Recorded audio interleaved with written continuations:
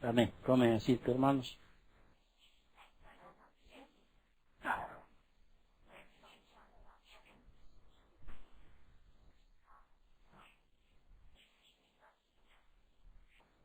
Amén. Nuevamente, buen día, iglesia. Buenos días. Bueno, damos gracias al Señor para seguir estudiando el libro de Apocalipsis. Nos comentaba hace un momento que ayer casi realmente me voy a la presencia del Señor, porque literal vi a un auto que perdió el control, sí, y estaba viniendo hacia mí, no me dio tiempo ni de saltar a algún lado. Algo ha tenido que suceder, yo creo que el Señor no era mi tiempo todavía, entonces lo único que hice era cerrar mis ojos y esperar el golpe, entonces el auto creo que perdió los frenos o algo así, dio un giro y bueno, más bien se chocó contra la pared de una casa, ¿no? Al otro lado. O sea, prácticamente yo y una muchacha que ahí vendía linaza estaban, o sea, nos miramos y dijimos, podíamos haber muerto el día de hoy, ¿no? Y quizá hoy ya hubiéramos estado en otro tiempo, ustedes, yo en un mejor lugar, ¿no? Y aquí quizá con un poco de tristeza y llanto, pero bueno, así es la vida y todos un día vamos a morir, ¿sí? No sabemos cómo, ¿sí? A veces no entendemos cómo vamos, pero yo creo que ha tenido más bendición el dueño de la movilidad que yo, porque casualmente cuando se dobló, ¿sí? No hubo alguien que estaba por ahí o una movilidad que estaba pasando, porque es transcurrida esa avenida de Mercado, donde está el mercadito aquí de Quintanilla, ¿no? Y pues bien, no, solo llegó a chocar contra el muro, o sea, la pared de una de esas casas. Entonces tenemos y una señora se acercó y me dijo, ¿cómo está? O sea, al ver ahí un poco, le dije, ¿se ha dado cuenta que cualquier rato podemos morir? Le dije a la señora, sí, no, me dice, sí. Detalle si estamos preparados para morir. A veces enseñamos a nuestros hijos o preparamos a nuestros hijos a vivir, pero no hacia la muerte, ¿no? Porque la mayoría cree en la doctrina del aniquilamiento, perdón, ¿no? Pensamos que después de la muerte no hay nada, ¿sí? Dejamos de existir y todo el mundo sigue en sus cosas. Hoy entramos al capítulo 19 del libro de Apocalipsis y entramos al punto realmente, al éxtasis, o sea, al punto culminante, podríamos decir así, de lo que todo creyente espera, de todo creyente verdadero espera, ¿sí? Por eso celebramos la cena del Señor, ¿no es cierto? Hasta que Él venga, dice, ¿no? Los discípulos cuando lo vieron subir o ascender al cielo a nuestro Señor Jesucristo, ¿se acuerdan qué dijo el ángel? ¿No? ¿Sí? Hermanos Galileos, ¿no es cierto? No os asombréis, ¿no? Así como Él está ascendiendo, ¿no? Así también vendrá, dice. ¿Y va a venir a qué? A establecer su reino. O sea, va a establecer su reino. Cuando uno ve la vida así, entendemos que, y esta semana mi esposa me compartió un TikTok, como llaman aquello, ¿no? Sobre un ministro, Billy Graham, y hablaba, ¿no? De que él hablaba en este TikTok, hablaba de que realmente la ciencia no ha podido erradicar o no ha podido, una palabra que él utiliza, la ciencia no ha podido solucionar, ¿sí? O derrotar, ¿sí? Tres cosas, dice el ministro: el pecado, el sufrimiento y la muerte. Tenemos que entender nosotros, hermanos, sí, que mientras vivamos en esta tierra, escucha bien esto, sí, estas tres cosas van a seguir existiendo. El sufrimiento va a seguir, seas o no seas cristiano. ¿Me entiendes? Seas o no seas cristiano, va a haber sufrimiento aquí en la tierra. La muerte todavía no ha sido derrotada. Todos vamos a morir, por más que la ciencia haya aumentado, por más que la ciencia pueda traerte medicamentos. Ponle al más rico del planeta Tierra en un hospital, ¿sí? De igual manera, en cualquier momento, la muerte le va a llegar, porque está establecido así en la palabra del Señor, ¿no? Está establecido que el hombre muera una sola vez, y después de esto, ¿qué cosa? El juicio, el pecado va a estar. Por eso el cristiano anhela ¿qué cosa? El cielo, sino porque ahí es las calles de oro, como muchos, ¿no? Dicen, sino porque ahí ya no hay pecado. Cuando el cristiano peca, ¿qué hace? Si tú me dices que tú no pecas, ¿qué dice la Biblia? Mentiroso eres y la verdad no está en vosotros. Pero una de las cosas que quizá más añora un cristiano es estar allá en la presencia del Señor, porque ahí ya nadie peca. ¿Sí? Y cuando aquí pecamos nosotros nos sentimos como Pablo en Romanos capítulo 7, ¿no? Miserable de mí, decía Pablo, ¿no ve? Hago lo que no quiero hacer, digo lo que no quiero decir. ¿Quién me librará de este pecado, de este cuerpo de pecado de muerte? Dice Jesucristo, el Hijo de Dios. Pero sin embargo, como nuestra naturaleza todavía hay una naturaleza caída, vivimos en una lucha constante contra el pecado, ¿no? Lo importante es que el cristiano no sea su modo de vivir constante el pecar, sino que cada día tratemos de santificarnos más, ¿sí? Cada día más. ¿Vas a caer? Seguramente que sí. Una vez, no, 2, 3, 4. ¿No es cierto? Pero el pecado va a seguir, el sufrimiento va a seguir, la muerte va a seguir. No va a haber nada que va a solucionar aquello. Acabamos de salir de 24 días de un bloqueo, ¿sí?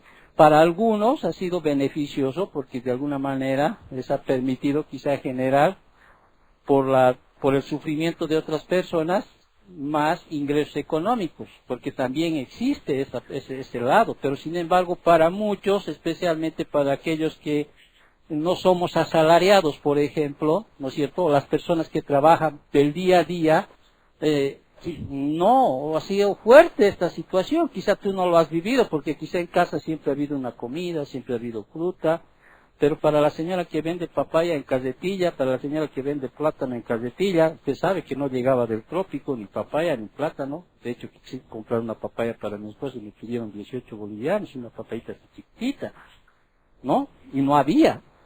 Entonces, vivimos un tiempo así, en este tiempo. ¿Y por qué dice eso, pastor? ¿Acaso no tiene que hablar de la Biblia? ¿Sí? Porque eso, sí, va a seguir sucediendo en el planeta Tierra, ¿sí? Va a seguir. Muchos creían que la industrialización iba a traer más beneficios a la humanidad, ¿no es cierto? Iba a aligerar quizá las cargas de las personas, de los hombres, pero sin embargo seguimos viendo ¿qué cosa? Sufrimiento, ¿no es cierto? Y vamos a seguir viendo aquello, vamos a seguir viendo escasez, pleitos, vamos a seguir viendo muchas cosas, o sea, violencia que está creciendo cada día más, ¿sí? Actos de terrorismo que quizá en nuestro país no vemos como vemos al otro lado del mundo a través de las noticias.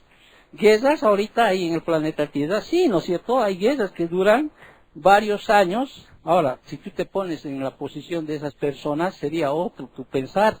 Ahorita tú estás tranquilo, estás aquí, estás sentado, ¿sí? No hay guerra por en tu nación, pero va a haber, ¿sí? Y que peor aún lo que vemos ahora, ¿no? Que lo que vemos, un derrumbamiento de los valores morales, ¿o no es así? Cada vez, ¿sí? La moralidad está alcanzando ya posiciones muchas más altas de las que nos imaginamos, la crisis de valores. Nuestros abuelos que sin ser creyentes nomás vieran ahora cómo está la moralidad en los jóvenes, en las personas, bueno, yo creo que ellos se desgarrarían como hacían los barrios sus vestiduras, ¿no? Al ver tanta inmoralidad, o sea, el derrumbamiento de los valores, ¿no? Imagínense, y todo esto va creciendo y será aún peor, ¿sí? Peor. Y cuando uno va al estudio de Apocalipsis, hermanos, vemos que en ese tiempo, ¿sí? Imagínate, todos los demonios habidos y por haber que están arriba en la tierra y debajo de la tierra, van a subir, dicen. ¿Te das cuenta cuál va a ser la esfera demoníaca en la cual el mundo va a vivir? ¿Sí? Pero todo eso va a terminar, ¿sí? Todo aquello va a acabar, porque la solución está establecida en la palabra del Señor. O sea, los problemas del mundo van a terminar, ¿cuándo? Con el regreso de ¿quién? Del verdadero Rey, que es nuestro Señor Jesucristo, porque así está establecido en su palabra. O sea, ¿para qué? Para establecer ahí ya una monarquía absoluta y autoridad unilateral en el reino terrenal. O sea, Él va a ser el único Rey de Reyes, ¿sí? El Señor de Señores. O sea, Él va a establecer un gobierno de ¿qué? De paz, en vez de ¿qué? De guerra, no justicia en vez de desigualdad, rectitud en vez de maldad. O sea, sin este acontecimiento que esperamos los creyentes, el regreso de nuestro Señor Jesucristo, ¿sí? No va a dejar de existir todo lo que es el pecado, la muerte, el sufrimiento, todo aquello. Esperamos el regreso del Señor, ¿para qué? Para que termine todo esto. Ahora, eso no va a ser fácil, ¿por qué? Porque va a haber una oposición, o sea, del otro lado, o sea, Eros, una oposición demoníaca de Satanás y todas sus huestes, ¿no? Demonios, ¿no? Y es más, no solo los demonios, sino aún el mundo pecador, o sea, todo aquello va a haber una oposición para que realmente se establezca su reino. Va a haber una oposición, pero sabemos y entendemos a través del estudio que ¿quién va a ser victorioso? Nuestro Señor Jesucristo, ¿sí? Nada va a detener los propósitos o los planes del Señor. La tribulación, del cual ya hemos hablado, o sea, el periodo de 7 años, inmediatamente antes de la venida de Cristo, será el mayor de los imperios humanos, encabezado por el malvado genio conocido como el Anticristo, llegará ¿a qué? A su fin, ¿no es cierto? Va a llegar a su fin, ¿sí? Y vuelvo a repetir, imagínate en ese tiempo que estamos estudiando, ¿ya? La tierra va a estar llena de demonios. Llena de demonios. Los que han estado desde el principio, los que han sido expulsados del cielo con Satanás, que habíamos estudiado en el capítulo 12, versículo 9, y los librados de su encarcelamiento durante la tribulación. No te olvides, los que han sido liberados, ¿no? Durante la tribulación, que ahí estudiamos en el capítulo 9 de Apocalipsis, versículos del 1 al 10 y del 14 al 20. Entonces, la tribulación será un tiempo de incremento de la maldad humana, ¿a pesar de qué? A pesar del derramamiento sin precedente de la ira de Dios en los juicios de los sellos, de las trompetas y de las copas. A pesar que la gente reconozca, ¿sí?, que la ira de Dios se está manifestando, ellos, ¿qué hacen?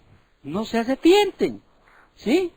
No se arrepienten, pese a que ellos mismos, o sea, cuando hemos leído Apocalipsis 6, ellos mismos, Apocalipsis 20, Apocalipsis capítulo 9, versículos 20 y 21, pese a que ellos mismos reconocen, ¿sí?, que todo lo que está sucediendo, o sea, es la ira de Dios que se está manifestando en los juicios. Sin embargo, el resultado es que aún endurecen su corazón y estos no se arrepienten, o sea, no van a querer arrepentirse. Obstinadamente su corazón, o sea, contra la verdad del Evangelio, no van a querer arrepentirse. Incluso, más allá de no escuchar a aquellos 144,000, escuchar a los 2 testigos sobre el Evangelio del Reino, no, aún escuchando a aquellos no se van a arrepentir, y peor aún viendo la destrucción de ¿qué? De ese imperio babilónico, ¿no es cierto?, de la ciudad de Babilonia, en sus 2 aspectos, tanto en el aspecto, en el carácter espiritual y en el carácter económico, van a ser destruidos. Aún eso, ¿sí?, no va a hacer que estas personas se arrepientan, ¿sí? No va a ser, o sea, no se van a arrepentir. Ahora, mientras el caos y la confusión reinen sobre la tierra durante la tribulación, habíamos dicho que la iglesia, ¿sí?, arrebatada, estará presente, ¿dónde? En el cielo, ¿no es cierto? Los que creemos que existe Él, o sea, que se va a dar el arrebatamiento, ¿sí? La iglesia es arrebatada, ¿sí? La iglesia, y la anterior semana habíamos estudiado esto, la novia del Cordero estará esperando anhelantemente la cena de las bodas del Cordero en la milenaria tierra. Va a estar esperando. Allá en el tribunal de Cristo se va a estar estableciendo, ¿no es cierto? La iglesia no va a estar acá. La iglesia. Pero antes de esa manifestación o de esa maravillosa celebración, que son las cenas de las bodas, el guerrero rey debe ganar la batalla final. ¿Sí? Nuestro Señor Jesucristo tiene que tomar, ¿sí?, la autoridad de todo aquel que se le dio a un inicio. Entonces, tiene que ganar la batalla final. Las fuerzas del cielo y del infierno, entonces, ¿qué hacen? Se enfrentan en una matanza culminante de la historia humana. ¿Cuál es? La batalla de Armagedón, ¿no? Esa es la última, la batalla de Armagedón. Y con ese final, con esa final guerra o lucha, terminarán, ¿qué cosa? Los días del hombre. Todos los adversarios de Cristo serán derrotados y se establecerá su reino. ¿Sí? El Señor viene a establecer su reino aquí en la tierra. Recién pone sus pies sobre la tierra. ¿Sí? Pone sus pies a establecer su reino milenial. Ahora, el pueblo de Dios, que es a lo largo de la historia de la redención, ha anhelado la venida del Señor Jesucristo. ¿Para qué? Para que derrote a sus enemigos y establezca su reino. Ahora, una pausa antes de seguir esto. Estamos en el modo de introducción, ¿sí? Quizá muchos dirán, ¿cuándo será eso? ¿No es cierto? Y no es que ahora, solo a hoy preguntan aquello. Cuando los apóstoles estaban vivos, en este caso, para darte con mayor certeza un nombre, cuando Pedro está vivo, ¿sí? Pedro, uno de los discípulos del Señor, muchos se preguntaban, ¿cuándo iba a suceder esto? ¿Sí? ¿Cuándo va a suceder estas cosas? ¿Cuándo va a venir el Señor? ¿Sí? ¿Cuándo va a ser la segunda venida de nuestro Señor Jesucristo?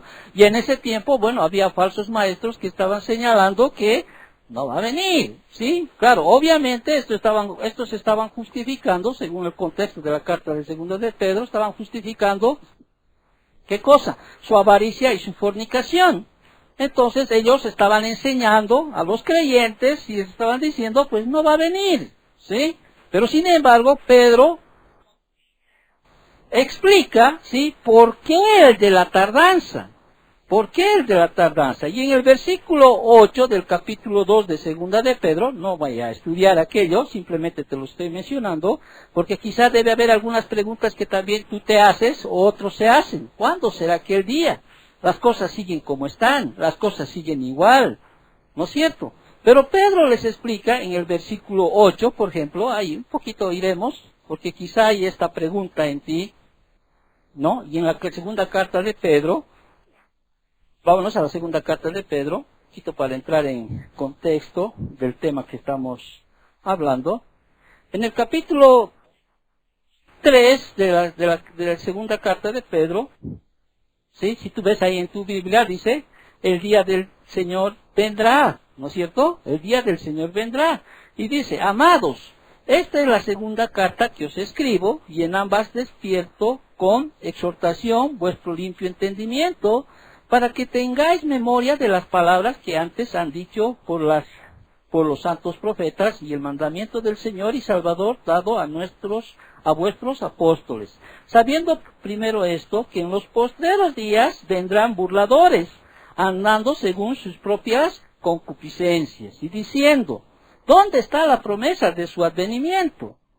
Porque desde el día en que los padres durmieron, todas las cosas permanecen así como desde el principio de la creación. Estos ignoran, dice Pedro, voluntariamente que en el tiempo antiguo fueron hechos por la palabra de Dios los cielos y también la tierra, que proviene del agua y por el agua subsisten. Por lo cual el mundo de entonces pereció anegado en agua, pero los cielos y la tierra que existen ahora están reservados por la misma palabra, guardados para el fuego en el día del juicio y de la perdición de los hombres impíos. Y aquí empieza Pedro a explicarles, creo que hace rato dije capítulo 2, ¿no? Es el capítulo 3. Y aquí Pedro explica, ¿no?, y responde a las preguntas de ¿cuándo va a suceder esto?, ¿no? Y en el versículo 8 explica que Dios no mide el tiempo como nosotros medimos el tiempo. Por eso dice el versículo 8, mas, oh amados, dice, no ignoréis esto, que con el Señor un día es como 1000 años y 1000 años como un día. En otras palabras les está diciendo, no, está explicándoles, ¿sí?, que Dios no mide el tiempo como nosotros medimos el tiempo. Y en el versículo 9 explica que Dios espera, ¿sí? O sea, tarda su promesa venir, porque Él quiere que todos sus escogidos se arrepientan. Fíjate el versículo 9. El Señor no retarda su promesa, según algunos la tienen por tardanza, sino que es paciente para con nosotros, no queriendo que ninguno perezca, sino que todos procedan al arrepentimiento. ¿Me entienden? Ahí está explicándoles. Él quiere que todos sus escogidos lleguen al arrepentimiento. Ahora, una cosa es la voluntad decretada, ¿no es cierto? Que Dios decreta, ¿sí? Y no voy a hablar de aquello, porque sería extenso hablar de lo que es la elección y todo aquello. Entonces, pero aquí les está explicando que Dios espera porque quiere que todos sus escogidos se arrepientan. Y en el versículo 10 explica que no es algo que viene como un proceso, sino que vendrá de repente. O sea, cualquier rato puede venir el Señor. Fíjate el versículo 10, dice, pero el día del Señor vendrá, dice, como ladrón en la noche, en el cual los cielos pasarán con gran estruendo y los elementos ardiendo serán deshechos y la tierra y las obras que en ella hay serán quemadas. Y Pedro explica a aquellos que están preguntándose y está refutando a aquellos falsos maestros que les están diciendo no va a venir, ¿sí? O sea, no va a venir. Entonces Pedro les está diciendo a los hermanos, ¿sí? ¿Por qué el Señor está retardando, en otras palabras, entre comillas, su promesa de venir, sino que les está diciendo, ¿sí? ¿Cómo es que debemos nosotros esperar ese día? Que es lo más importante. Hermanos, fíjate tú, puede venir hoy, de repente, no sabemos, nadie sabe ni la hora ni el día, pero sí sabes algo, que cómo debes tú esperarlo, para que cuando se manifieste ese día. Y el versículo 14, ¿qué dice? Por lo cual, oh amados, dice, estando en espera de estas cosas, procurad con diligencia ser hallados por Él sin mancha e irreprensibles y en paz, ¿sí? O sea, tratando de vivir una vida, ¿sí? Con mucha diligencia en la palabra del Señor, que Él te halle que te halle sirviéndole al Señor, que te halle proclamando su palabra, que te halle realmente en una vida así de querer cada día vivir una vida de santidad aún más y más y más, ¿sí? Porque nadie es perfecto, reitero, pero que te halle. Y más adelante en el capítulo 22 de Apocalipsis va a dar mucho más detalles. ¿Cómo quiere el Señor que nosotros estemos a la espera de la manifestación de nuestro Señor Jesucristo? Si yo te preguntara ahorita, si tú estás, es como lo que contaba al principio, ya que estás, si el día de ayer yo me iba, podríamos decir, ¿no es cierto? Hubiera sido mi último día aquí en la tierra. Ahora, no más. ¿Cómo puedes tú ser hallado? ¿Estás sirviéndole al Señor?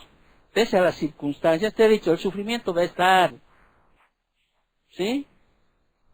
Tu entorno va a seguir causándote sufrimiento.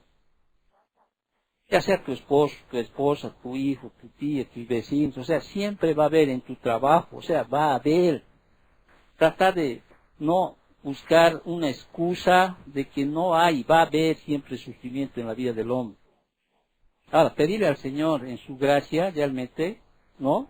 Que seas un bienaventurado, ¿sí? Que no pases situaciones así duras o adversas. Y es más, la Biblia dice que no te va a dar más allá de lo que puedas soportar, pero te está hallando, sirviéndole al Señor, allá donde el Señor te está poniendo. Te está hallando, predicando el Evangelio a uno de tu clase, a una amiga de tu lado, a una en la calle, en el micro, por lo menos a alguien, una voz de esperanza para que llegue a la casa y medite en su existencia y medite en lo que él necesita sobre la primera necesidad del ser humano, que es la salvación, ¿sí? Vas a ser hallado en una vida donde realmente estás luchando contra el pecado, o sea, pero luchando cada día. Tienes que entender aquello. ¿Cuándo serán esas cosas? Reitero, nadie sabe el día ni la hora, pero sí sabemos algo, que Él va a venir, dice, como un ladrón, ¿no? Cuando viene de noche, de repente, vendrá. Puede ser de aquí a 1000 años, y si te das cuenta, desde que el Señor dijo que iba a venir, solo han pasado 2 días para Él. Si tomas en literal este pasaje, porque para el Señor, un día son como 1000 años. ¿Sí? Pero no sabemos y no podemos estar sujetos a decir cuándo va a venir. Muchos han caído en ese error de que va a venir el 2000 tanto. Ven una guerra ahí estallar en el Medio Oriente, ya se está manifestando. ¿Sí? Sin conocer las Escrituras, ya están poniéndole en el lugar, ¿no? De ese tiempo de tribulación que va a pasar, hermano. Yo me asustara si dijera, ya estamos en ese tiempo. Entonces no me he ido, o sea, me he quedado. ¿Te das cuenta? De que va a haber rumores de guerras, no guerras, pestes, hambres, va a haber.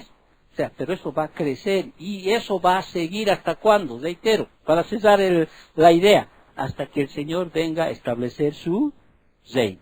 ¿Sí? Y Él va a establecer su reino. Pero vuelvo a reiterar, no va a ser nada fácil. En otras palabras, va a haber una lucha, última lucha, ¿sí? Que tiene que darse. Pero el Señor viene con su ejército. Ahora, no es que los ejércitos, o sea, ¿quiénes son los ejércitos? Están los ángeles por un lado, la iglesia por otro lado, los santos del Antiguo Testamento, ¿no es cierto? Que vienen a ser los santos que han salido de la gran tribulación, aquellos que han sido mártires. No es que todos van a pelear, no, solo el Señor es el que viene armado, ¿sí? Y el Señor va a pelear, y no se imaginen una guerra así con el Señor y su espada ahí uno por uno, derrotando a todos los ejércitos de God y de Magog y peleando, y no, el Señor con una palabra va a destruir a todos, así como dijo a la tempestad, cálmense, así como Él a través de una palabra sanaba, así, o sea, no se imaginen una... Pero ahí dice que sus vestiduras van a estar llenas de sangre y todo, pues eso es porque el Señor ha ido peleando en todo el periodo de la redención, guerras por nosotros. O sea, son representaciones, que son imágenes que nos muestran para entender los sucesos que van a pasar y ya han sucedido. Entonces todo va a terminar, o sea, el pueblo de Dios a lo largo de la historia de la redención ha anhelado, los que son verdaderamente creyentes, ¿qué cosa? La venida del Señor, ¿sí? Esa es una muestra de que eres un verdadero cristiano. Anhelar que Él va a venir y todo esto va a terminar. Ahora, claro, yo quisiera que venga hoy, mañana. ¿Me entiendes? Para que ya de una vez, ¿sí? Establezca su reino. Pero es el Señor el que establece el tiempo, el día, la hora, el lugar, bueno, ya es conocido a través de la palabra, ¿sí? En el monte de los olivos, Él descenderá, ¿sí? Zacarías capítulo 14, versículo 1 al 4, ¿sí? Él va a venir, Él va a sentar sus pies, ¿sí? Ahí va a establecer su reino. Entonces, el pueblo de Dios, a lo largo de la historia de la redención, ha anhelado la venida del Señor Jesucristo, ¿para qué? Para que derrote a sus enemigos y establezca su reino, ¿sí? Establezca su reino. Y ese será el tiempo en que habrá llegado la destrucción de ¿quién? De Satanás.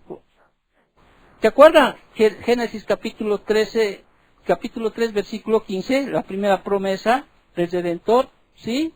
Él va a herir, ¿no? Él va a pisar, ¿no es cierto? Sí. Ese tiempo habrá llegado, ¿no? La destrucción de Satanás. Cuando el verdadero rey reciba el cetro para reinar, ¿sí? Cuando Dios establecerá el trono del gran hijo de David, ¿sí? Estoy hablando de ese día que se va a manifestar. Reitero, cuando ese será el tiempo en que habrá llegado la destrucción de Satanás. Cuando el verdadero rey reciba el cetro para reinar, según Génesis 49:10. Cuando Dios establecerá el trono del gran hijo de David, segunda de Samuel 7:13. Cuando el hijo dominará sobre la tierra con vara de hierro, el salmo conocido, capítulo 2, versículos del 6 al 9. Cuando los ejércitos de God y Magog serán destrozados, Ezequiel capítulos 38 y 39. Cuando las naciones serán juzgadas, Joel 3, 1 y 2. y 12:14. Luego de su derrota en la batalla ante el rey que regresa, según Zacarías 14, versículos 3 y 4, cuando Jerusalén será el centro del reino del Mesías, Zacarías 13, 3 al 9, cuando los ángeles reunirán a los malvados para juicio, según Mateo capítulo 13, y Mateo capítulo 25, cuando los malos enfrentarán la ira y la indignación de Dios, y cuando el Señor Jesucristo descenderá en forma visible desde el cielo en una llama de fuego, trayendo retribución sobre los que perseguían a su pueblo. Segunda de Tesalonicenses 1, capítulo 1, versículos del 6 al 9. Entonces, la segunda venida de Jesucristo es por siguiente, ¿qué cosa? Cuando he dicho todo esto, la culminación de la historia de la redención. O sea, creyentes de todas las épocas han anhelado este glorioso acontecimiento. Isaías 64, 1 y 2. O sea, todos anhelaban este evento, esta culminación de la historia de la redención, la venida de nuestro Señor Jesucristo. Ahora, es tan importante la segunda venida que la Biblia relaciona varios apremiantes o razones por las que Jesucristo debe volver a la tierra. Yo no podría seguir estudiando capítulos del 11 adelante, sin antes darte por qué es importante que venga el Señor. ¿Sí? Estoy en un tiempo de introducción. ¿Por qué es importante la segunda venida de Cristo? Que la Biblia no menciona. ¿Por qué es importante? ¿Por qué Jesucristo debe venir? ¿O debido a qué debe venir? ¿Sí? Y en primer lugar, puedo manifestar, ¿no? En primer lugar, las numerosas promesas de Dios en las Escrituras, como las mencionadas anteriormente, las que ahorita hace rato cité, ¿no? Existen en la venida de Cristo. Es más, estaba estudiando a un comentarista que él daba una tabulación, ¿sí? Y él decía, bueno, este comentarista decía lo siguiente: el tema de la referencia de este evento profético de la venida de nuestro Señor Jesucristo, ¿sí?, es mencionada 1845 veces en toda la Biblia, 1845 veces, imagínense, 318 en el Nuevo Testamento están en ellas. 17 libros del Antiguo Testamento también recalcan este evento profético. 7 de cada 10 capítulos del Nuevo Testamento se refieren a este evento profético. O sea, es de suma importancia, entonces, ¿qué cosa? Entender por qué nuestro Señor Jesucristo debe venir a la tierra. Y en primer lugar, ¿qué dije? Las numerosas promesas de Dios en las Escrituras. Si no viniera, hermanos, o sea, imagínense, entonces no podríamos dar credibilidad a las Escrituras, porque tienen que cumplirse las profecías que están dadas. Si el Señor dice en su palabra, en la casa de mi Padre muchas moradas hay, y voy a preparar lugar para cada uno de vosotros, ¿no es cierto? Entonces tenemos que tener la certeza, porque además él más adelante es llamado que el fiel y verdadero. ¿Por qué es fiel? Porque se cumple todo lo que él dice, y él habla todo lo que es verdad. Entonces no va a decir, hermanos, entendemos eso. Si Jesucristo es llamado fiel y verdadero, o sea, más adelante vamos a estudiarlo, obviamente, dentro del contexto, y si el Señor dice, ¿no?, que hay un cielo y hay un infierno, ¿deberíamos creerlo? Sí, ¿no es cierto? O sea, deberíamos decir sí, porque Él es fiel y verdadero, y Él no miente, no es hombre para que mienta, ni hombre para que se arrepienta, dicen las Escrituras. Entonces, el regreso del Señor Jesucristo tiene que darse, tiene que venir, porque las promesas de Dios están ahí en las Escrituras. Y no solo es ese, en primer lugar, uno de los argumentos por qué Jesucristo debe venir, sino también las promesas de Cristo mismo. O sea, también exigen, ¿qué cosa? Su venida. Él ha dicho que iba a venir. Y hay hartas y cientos de referencias en las cuales el Señor mismo establece y exige que Él venga. Y de hecho estamos estudiando Apocalipsis capítulo 19, versículo 11. Ahí vemos que el Señor va a venir, ¿sí?, a establecer aquí su reino. Ya en Apocalipsis 3:11, 22:7, 22:12, 22:20, en Mateo capítulo 24, versículos 27, 30, 37 al 44, en Mateo capítulo 25, versículo 31, capítulo 26 de Mateo capítulo 64, las promesas de Jesucristo mismo también exigen ¿qué cosa? Su venida, ¿sí? Y no solo, no las promesas de Jesucristo mismo, sino también, en tercer lugar, la garantía del Espíritu Santo. Aquel que mora en nosotros, que vive en nosotros, que dice, es otra razón para que Jesucristo regrese, ya que Él mismo, o sea, el Espíritu Santo, inspiró a los escritores del Nuevo Testamento a escribir sobre la venida de Cristo. ¿No es cierto? Él inspiró, todo lo que está aquí es inspirada por ¿quién? Por Dios, ¿no? En el Antiguo y en el Nuevo Testamento, Él inspiró sobre las profecías de que Cristo iba a venir. Ahora, que no venga, imagínate. Tuviéramos que decir que la tercera persona de la Trinidad sí es un mentiroso, ¿sí? Y que no son inspiradas realmente por Dios.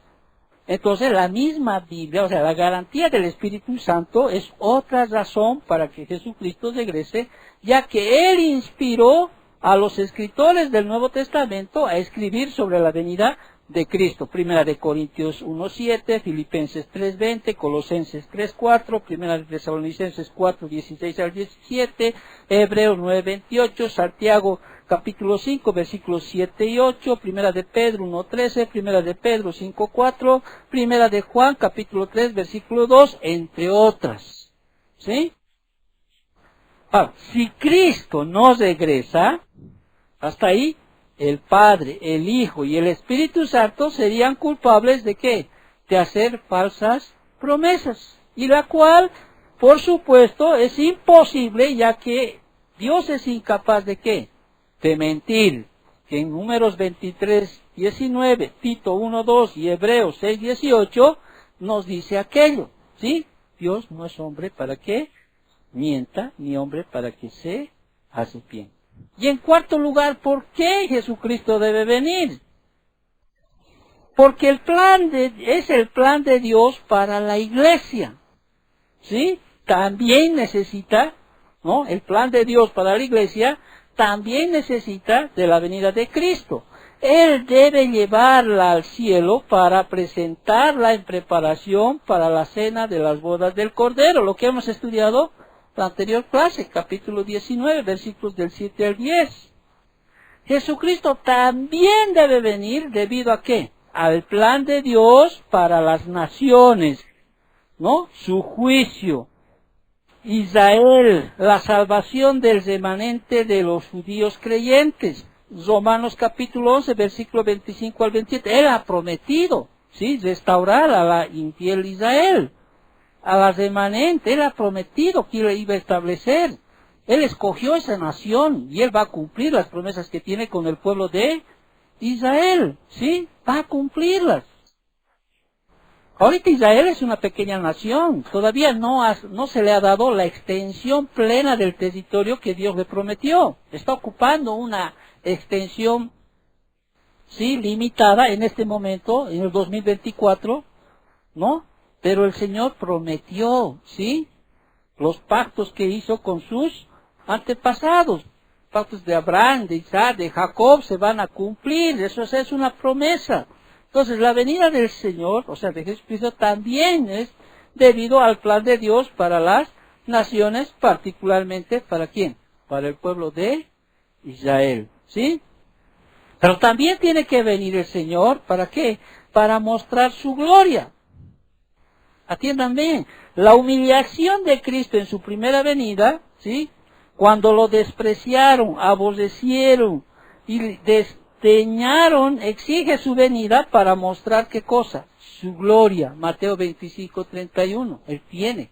Ya no va a venir como ese corderito, no manso, ¿sí?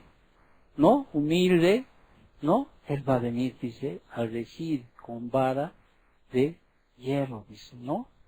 Ese ya va a ser ese juez justo. Ya no va a tener esa corona de espinas, para que entiendas. Va a tener la corona de realeza, de todos los reyes de la tierra, ¿sí? Él va a tener como victorioso, en todo caso, él va a agarrar todas las coronas de todas las reyes de este mundo y las va a sujetar o las va a tener porque él es el único rey digno de ser rey. Y también va a venir, o sea, debe venir nuestro Señor Jesucristo para terminar la exaltación de Satanás. Es otra por la que Jesucristo debe volver a la tierra. Porque el Dios de este siglo, ¿sí? O al Dios de este siglo no se le permitirá mantener para siempre su trono usurpado, ¿sí?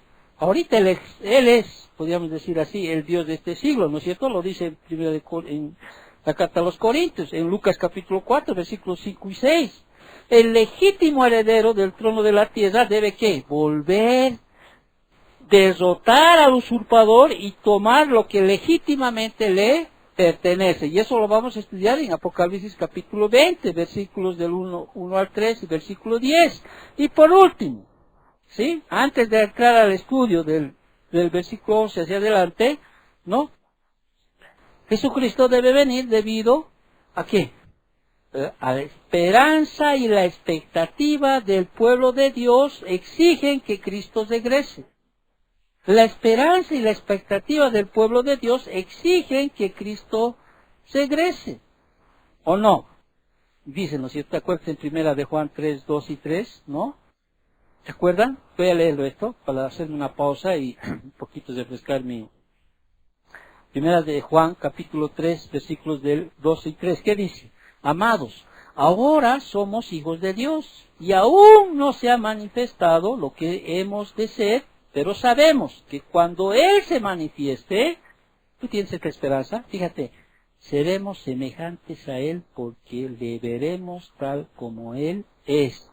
Y todo aquel que tiene esta esperanza, en Él se purifica a sí mismo, así como Él es puro.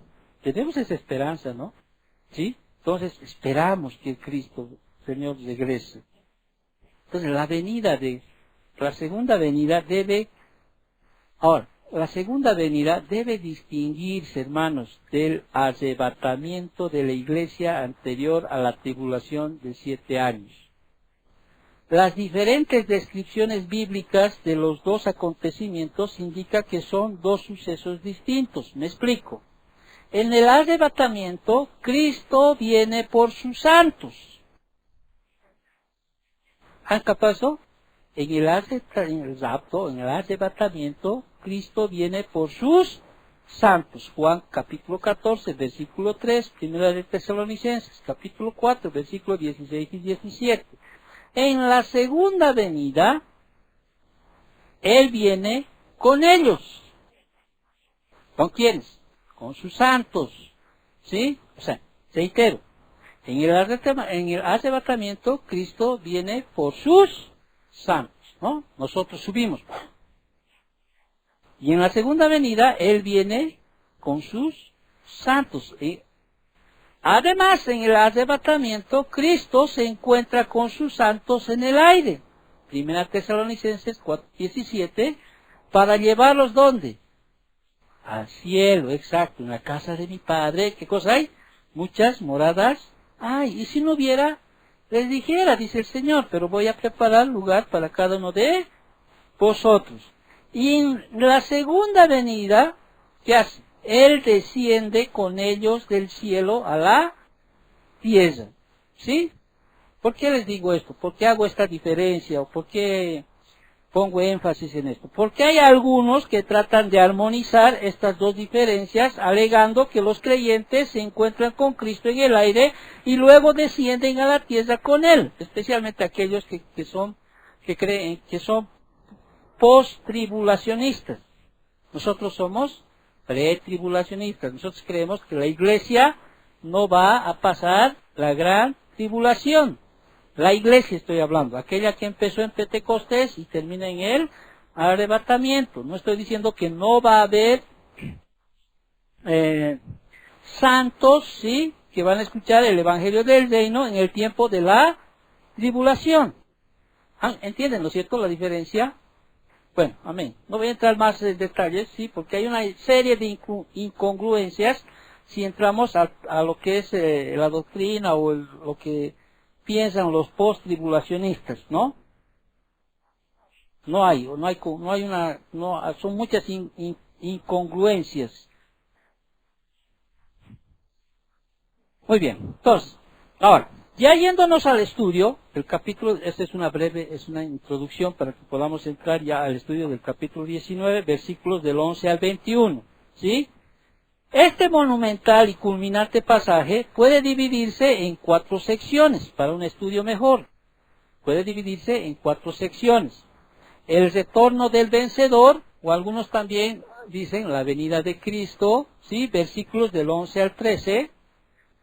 Una segunda sección para el estudio son los regimientos del vencedor, otros lo llaman los ejércitos de Cristo, que son el versículo 14.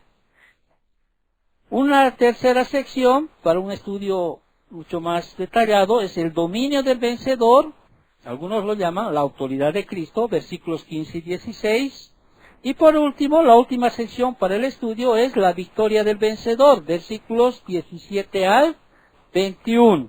Otros lo prefieren llamar la venganza de Cristo. ¿Sí?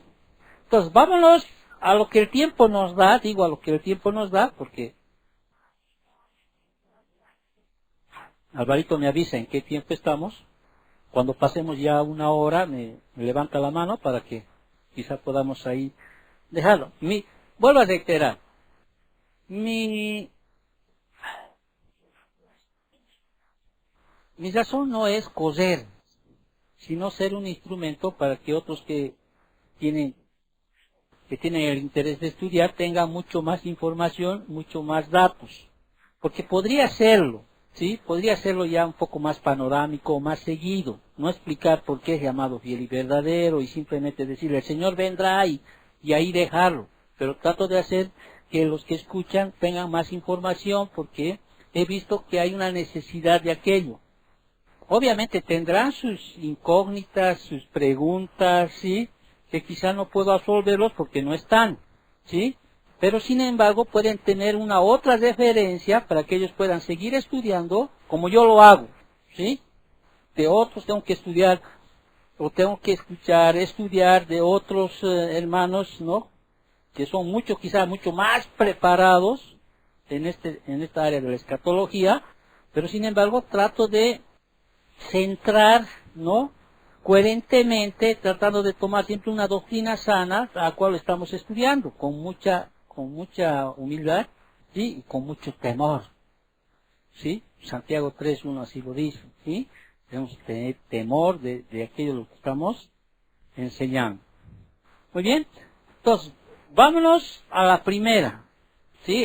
A la primera sección para estudiar los versículos de Apocalipsis, capítulo 19, versículos del 11 al 21. Y hablamos de la primera sección, ¿sí? Que es el retorno del vencedor. Y leo versículos 11 al 13, que quizá ahí lo dejemos, o quizá avance más. Dice, entonces vi, dice, el cielo abierto, y he aquí un caballo blanco, y el que lo montaba se llamaba Fiel y Verdadero, y con justicia juzga y pelea.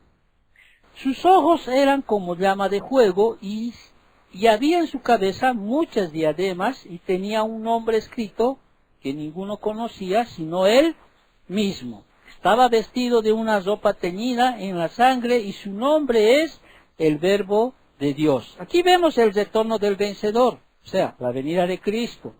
Como ocurrió en Apocalipsis capítulo 4, versículo 1, si tú te vas al capítulo 4, versículo 1, dice así, después de esto miré y he aquí una puerta abierta en el cielo, y la primera voz que oí como trompeta hablando conmigo dijo, sube acá y yo te mostraré las cosas que sucederán después de estas. Como ocurrió en Apocalipsis 4:1, estaba el cielo abierto ante los admirados ojos de Juan.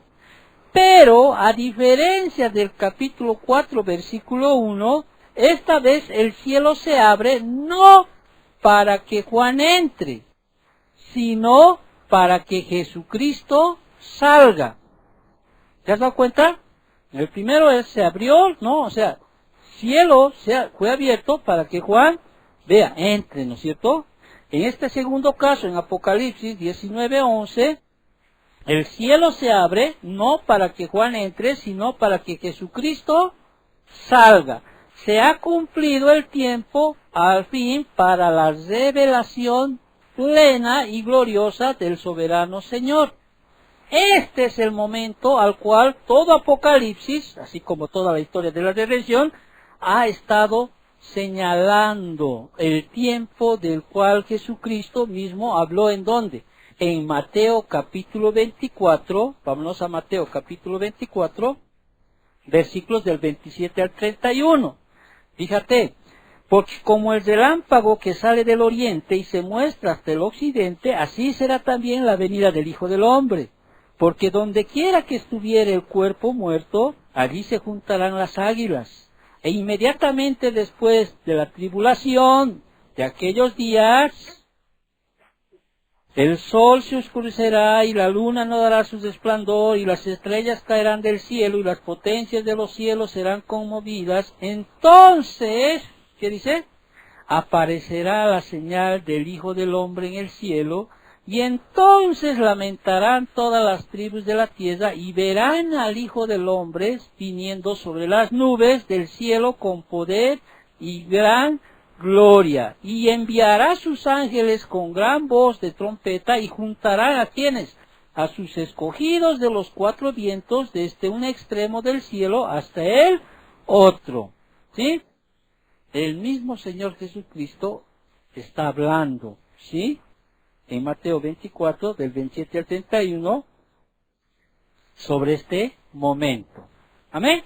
Y al revelarse la dramática escena, Juan se queda pasmado, su atención es cautivada por el majestuoso, regio y poderoso jinete. ¿Quién es el jinete?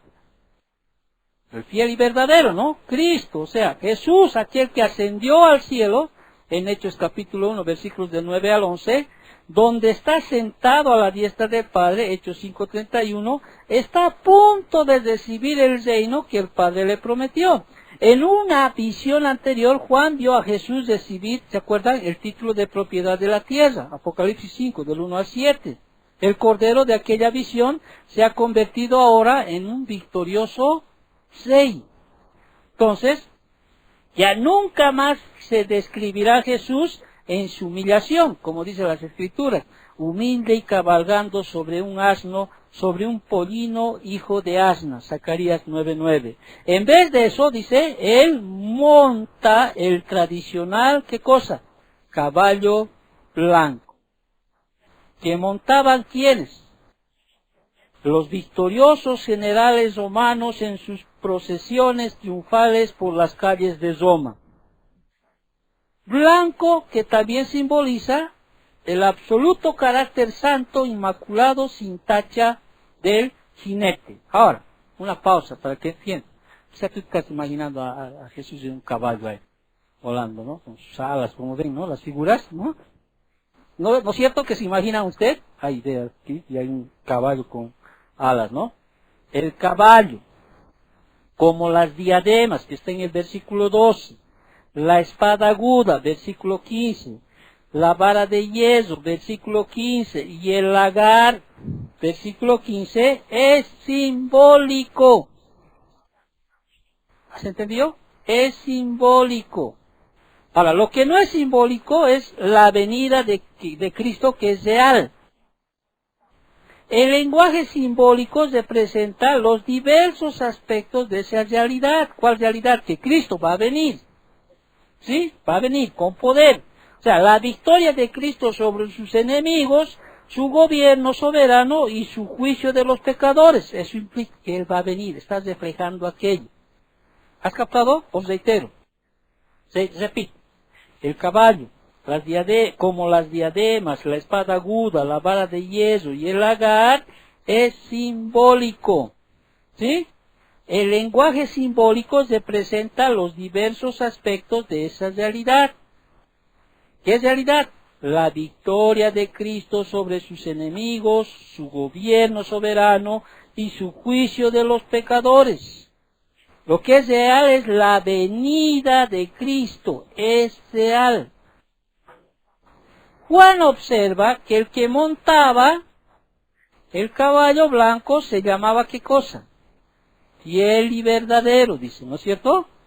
Fiel y verdadero. O sea, y no hay un nombre más apropiado para el Señor Jesucristo, a quienes antes en el Apocalipsis se llamaba, o se llama, el testigo fiel y verdadero. Eso es lo que ya habíamos estudiado en Apocalipsis capítulo 3, versículo 14.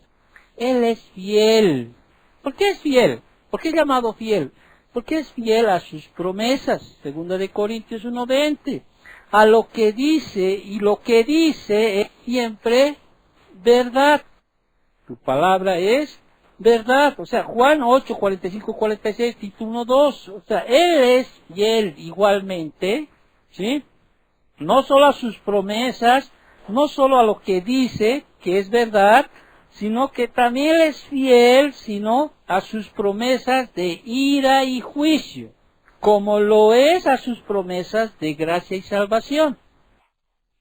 La descripción de Jesucristo como fiel y verdadero está enmarcado en contraste con la infidelidad y las mentiras de Satanás, de las cuales hemos estudiado en Apocalipsis 12:9. ¿Sí? Es un contraste. ¿Por qué se le muestra a Cristo ahí como fiel y verdadero? ¿Sí? Es un contraste con la infidelidad y las mentiras de Satanás. 2, con el malvado imperio del anticristo. Y 3, es un contraste con los hombres malos. ¿Sí? Esos tres grupos, o sea, Satanás, el anticristo y todos los hombres malos, ¿sí? Marcan un contraste con Cristo. Porque Cristo es fiel y verdadero. Él es fiel a su palabra. Él es fiel a sus promesas. Ya sean de juicio, de ira, como de gracia y de salvación. Entonces, el hecho de que viene otra vez como prometió, confirma que Jesucristo es fiel y verdadero. ¿Sí? Él mismo está confirmando en su venida que Él es fiel y verdadero. ¿Por qué? Porque Él dijo que iba a volver. ¿Sí? Él dijo que iba a venir. Cristo es fiel a su palabra. Fiel a sus promesas, fiel a su mismo carácter recto, ¿sí? Y como Jesucristo es fiel a su palabra y a su recto carácter, el resultado es que, como dice el versículo 1, el versículo 11, reitero, como Jesucristo es fiel a su palabra y a su recto carácter, el resultado es que con justicia juzga. ¿Sí? Su santa naturaleza exige una reacción santa y justa hacia el pecado. Él debe juzgar a los malos por su misma naturaleza. Porque Él es fiel y verdadero, Él no puede dejar pasar por alto, ¿sí?, la maldad y el pecado. Él tiene que juzgar por su misma naturaleza. Jesucristo vino, entonces, la primera vez como Salvador, y Él volverá como juez. ¿Sí? Cuando vino la primera vez, ¿qué hicieron? Lo juzgaron hombres malos. ¿Se acuerdan? Pilatos, Herodes, Anás, Caifás. Ya no juzgaron el pueblo, ¿no? Cuando Él vuelva, ¿juzgará a quién? Él ya también juzgará a quién? A los malos. En su primera venida, le juzgaron los malos a Él. Ahora, cuando Él vuelva, Él juzgará a los malos. Y no solo será su juez, sino también quien ejecute condena. Él va a ejecutar la condena. Apocalipsis 19, versículos 15 y 21. Entonces, para aquello, los ángeles se unirán a los malos para el juicio, Mateo 13, 41, pero será el Señor Jesucristo quien los condene. Y la palabrita y pelea, ¿sí?, indica que Él es un rey guerrero, que pelea contra sus enemigos. O sea, Él es ahora el que ejecuta la condena de todos los incrédulos, impíos y pecadores. De hecho, Jehová es llamado varón de guerra. Éxodo 15:3. ¿Sí? Jehová de los ejércitos. El versículo 12, que dice, ya hemos entendido el versículo 11, ¿no es cierto? Versículo 12, sus ojos eran, dice, como llamas de fuego, y había en su cabeza muchas diademas, y tenía un nombre escrito que ninguno conocía, sino él mismo. Al describir la apariencia personal del majestuoso e imponente jinete, Juan escribe que sus ojos, dice, eran como llama de fuego. ¿Sí? ¿Qué implica eso? Sus ojos eran como llama de fuego. O sea, nada escapa a su mirada penetrante. Puede ver dentro de los más profundos escondites del corazón humano. ¿Por qué? Porque la misma Biblia dice en Hebreos 4:13, todas las cosas están desnudas y abiertas a los ojos de aquel a quien tenemos que dar cuenta. Ahora Juan les ve brillando con el fuego del juicio, ya no como lo conocíamos que veía, antes como veía el Señor, con compasión, ¿no es cierto? Ahora, ¿sí? Ahora, ya su mirada penetrante, ¿no es cierto? ¿Sí?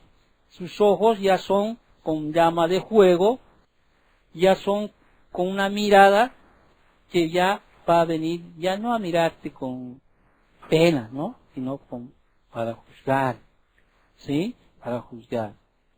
Y dice el versículo 2, en su cabeza, ¿no es cierto? Juan observa que Cristo tenía, dice, muchas diademas. Y diadema, o sea, en el griego diadema se refiere a la corona de un rey. ¿Y por qué dice muchas? ¿No? Uno se puede hacer una idea, ¿no? Muchas. Indica que él tomará las coronas de todos los reyes, dando a entender que él solo es soberano de la tierra. Eso indica. Sí, exacto. Rey de reyes.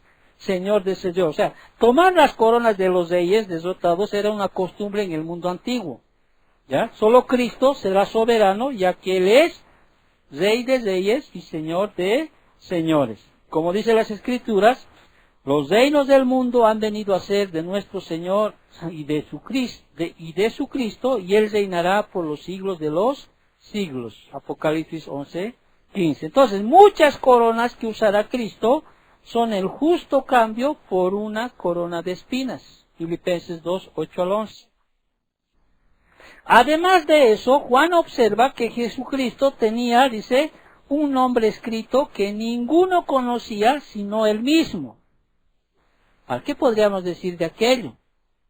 Toda especulación con relación al significado de ese nombre carece de sentido, ya que el texto explícitamente declara que ninguno conocía salvo el Señor Jesucristo. ¿Sí? Solo Él. Ni Juan podía comprenderlo. Quizás se ha dado a conocer cuando el Señor venga. Amén. Y al describir el elemento final de la llegada de Cristo, Juan escribe, dice que estaba vestido de una ropa teñida en sangre. Ahora, la sangre, aquí en el texto, no representa la que Él derramó en la cruz. Esta es una figura de juicio, no de redención. La sangre es la sangre de sus enemigos muertos. Isaías 63, del versículo 1 al 6. O sea, la imagen de este pasaje es similar en Isaías capítulo 63, versículos del 1 al 6. Ahora, la pregunta quizás que se hacen otros que estudian o otros que van a estudiar o se pueden hacer es la siguiente. La pregunta, ¿no?, que puede surgir. La pregunta que surge es ¿por qué sus vestidos estaban salpicados de sangre antes de que comenzara la batalla? Porque más adelante se va a dar la batalla. ¿Por qué estaban salpicados de sangre antes de que comenzara la batalla? Respuesta. Porque esta no es su primera batalla. ¿Sí? Es su batalla final, pero no es su primera batalla. ¿Sí? Es su batalla final. Él ha peleado por su pueblo a lo largo de la historia de la redención. Y sus ropas de guerra llevan las manchas de muchas matanzas anteriores. En ese día estarán manchadas como nunca antes, cuando Él, dice, versículo 15 del capítulo 19, Él pisa el lagar del vino del furor y de la ira del Dios Todopoderoso. Ya habíamos explicado esta ilustración. Entonces, que el nombre del jinete sea el Verbo de Dios, lo identifica inconfundiblemente como el Señor Jesucristo. Y lo hemos estudiado alguna vez en el Evangelio de Juan, capítulo 1, versículo 1 y versículo 14, como en Primera de Juan, capítulo 1, versículo 1, ¿no es cierto? Entonces, a la segunda persona de la Trinidad, al encarnado Hijo de Dios, se le llama el Verbo de Dios. ¿Por qué? Porque Él es la revelación de Dios. Él es la plena expresión de la mente, la voluntad y el propósito de Dios. Y como dice Hebreos 1:3, el resplandor de su gloria y la imagen misma de su sustancia. Amén. Terminamos orando por este momento. Más adelante, la siguiente semana, entraremos a ver quién es el ejército de Cristo, el regimiento del vencedor, así como también veremos el dominio del vencedor y la victoria del vencedor. ¿Amén? Gracias, Señor, por este tiempo. Gracias, Papito, por tu palabra. Entendemos, Señor, a través de lo que hoy hemos escuchado, bendito Padre, que el tiempo más esperado y más glorioso, Señor, es cuando tú, Señor, puedas venir y establecer tu reino, Padre. Y terminar así, Señor, este mundo, Señor, caído, Señor, lleno de maldad, de pecado, de muerte, Señor, de sufrimiento, bendito Dios. Si bien, Señor, en ese tiempo, Señor, algunas manifestaciones de los nuevos que van a nacer y crecer, Señor, pero tú aplacarás instantáneamente, en ese momento, en ese tiempo, aquellos, Señor, que quieran revelarse, Padre Santo. Gracias, Papito Dios, por esta mañana. Bendice la vida de mis hermanos, de los niños, que pacientemente escuchan, Señor, tu enseñanza, y pues te agradecemos por todo, que esta semana sea una semana de bendición, de leer las Escrituras, Señor, de meditar en tu palabra, y te agradecemos por todos aquellos que escuchan las enseñanzas, Padre. Dale discernimiento, entendimiento, Padre, y sobre todo, Señor, háblale, Señor, a través de lo que tú dices, Señor, cómo es que, Señor, tienen que esperar ese tiempo, ese día, Papito Dios. Gracias, bendito Dios, bendecimos la vida de todos los que nos escuchan, todos los que estudian, y pues te agradecemos por las ofrendas que muchos traen, bendito Dios, te agradecemos por todo, en nombre de Cristo Jesús. Amén.